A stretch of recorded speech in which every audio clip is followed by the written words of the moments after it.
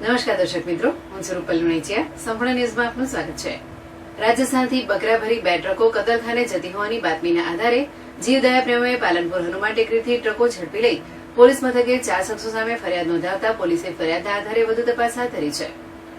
પાલનપુર તાલુકાના ગોઢ હાથીદરા ગામે રહેતા વખતસિંહ દિલીપસિંહ ડાભી તથા તેમની સાથે તેમના મિત્રો અરવિંદભાઈ, દિનેશભાઈ, આશિફભાઈને બાતમી મળી હતી કે રાજસ્થાન તરફથી ગેરકાયદેસર બકરા ભરી બે ટ્રક કતલખાને લઈ જવા નીકળી છે, જેથી પાલનપુર હનુમાન ટેકરી પાસે રાત્રિના આશરે 8 વાગ્યાના દરમિયાન આવી વોચ ગોઠવી હતી.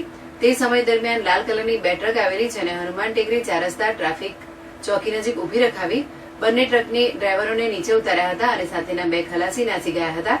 આ બંને ટ્રકના નંબર GJ24V 8648 અને GJ24V 8396 ની પાછળના ભાગે લાકડાના પાટિયા લગાવેલા હતા અને ટ્રકોમાંથી બકરા બોલવાનો અવાજ આવતો હતો, જેથી બંને ટ્રકને પાલનપુર શહેર પશ્ચિમ પોલીસ સ્ટેશને લાવી હતી અને પકડાયેલ બંને ટ્રક પૈકી ડ્રાઈવરનું નામ પૂછતા આદિલ ખાન, ઉમરખાન પઠાણ, રહેઠાણ સિપાહીવાસ, વાંધણા, તાલુકો સિદ્ધપુર.